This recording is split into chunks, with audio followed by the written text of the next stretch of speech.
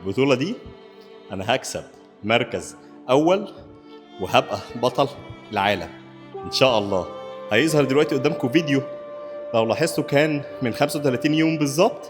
هتشوفوا الشكل كان فيه عامل إزاي أول ما بدأنا تجهيز ودلوقتي.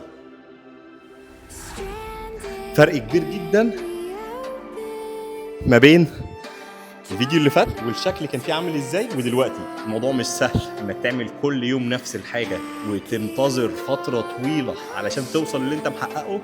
الموضوع مش سهل بس ممتع جدا جدا جدا. على قد ما هو متعب بس ممتع جدا جدا جدا. ازيكم يا شباب، عاملين ايه كده؟ باقي على البطولة 28 يوم بالظبط، 4 أسابيع بالظبط. هوريكم النهارده ابديت جديد للشكل الحالي، وفي نفس الوقت هقول لكم برضه على حاجات مهمه تاخدوا بالكم منها وانتوا بتجهزوا للبطولات ان شاء الله. لو انت في دماغك تلعب بطوله، خلينا نشوف كده ابديت على السريع وبعد كده نتكلم بقى في الكلام المهم. طبعا انا كده فاستد، يعني لسه ما اكلتش اي حاجه النهارده، فالمفروض العضلات دلوقتي فلات. بس يلا خلينا نشوف الفرق. بسم الله.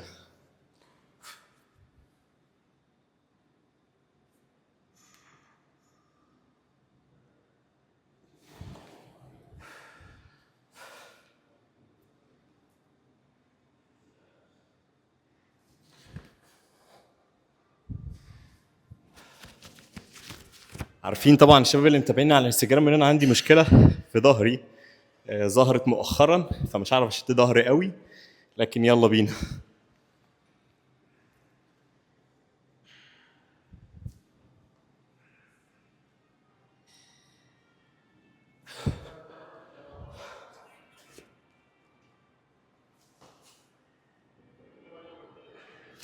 اوكي، شوفوا كده الفرق دلوقتي. هيظهر دلوقتي قدامكم فيديو، لو لاحظتوا كان من 35 يوم بالظبط. هتشوفوا الشكل كان فيه عامل ازاي اول ما بدأنا تجهيز ودلوقتي.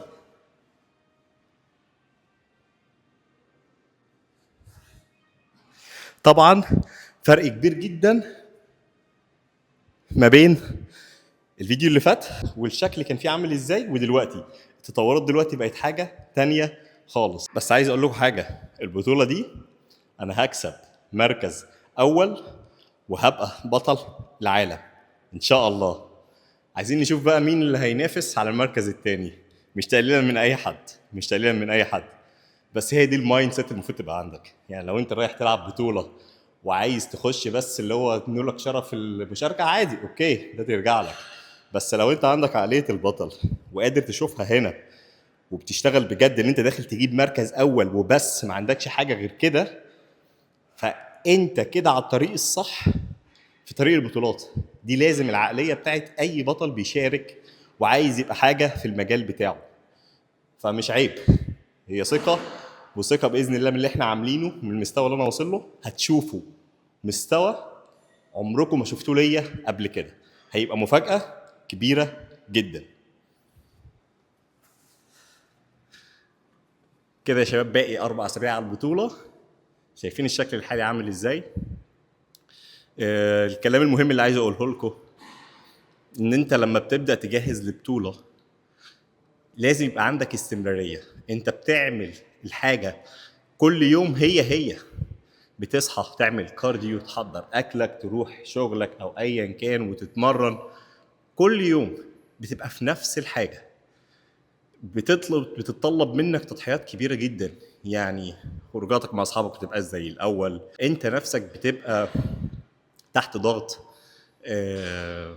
مفيش حد هيبقى حاسس باللي انت حاسس بيه غير الحد اللي هو بيجهز زيك او بيجهز لحاجه شبيهه للي انت بتعمله. فكل اللي ببقى عايزه منك كشاب بيجهز لبطوله، انك تبقى مكمل في طريقك وتعرف تفصل بين تجهيز وحياتك الاجتماعيه وحياتك في الشغل. الناس اللي حواليك ما لهمش ذنب، فبتبقى على قد ما تقدر تبقى هادي، مكمل في اللي انت بتعمله. consistency، الاستمراريه دي اهم حاجه.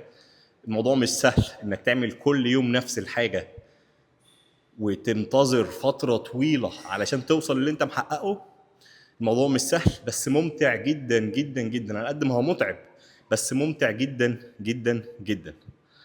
طيب يا شباب، ده بس اللي انا كنت عايز اقوله لكم، حاجه بسيطه. باقي 4 اسابيع هنشوف مين اللي هينافس على المركز الثاني.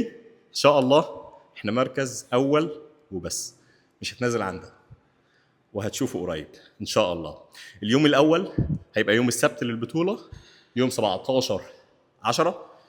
هيبقى بطوله على كارت احتراف على مستوى الامارات. تاني يوم بتنافس في بطوله العالم دايركتلي. انا هدفي باذن الله مش كارت الاحتراف بس اللي هو اول يوم واخد ذهب، لا، انا هدفي ان شاء الله اول يوم اول وكارت احتراف علشان اقدر انافس تاني يوم واجيب اول عالم، وهيحصل وباذن الله. طيب يا شباب، خلينا كده هعمل لكم فيديو لتعليم اوضاع الفيزيك والبوزنج.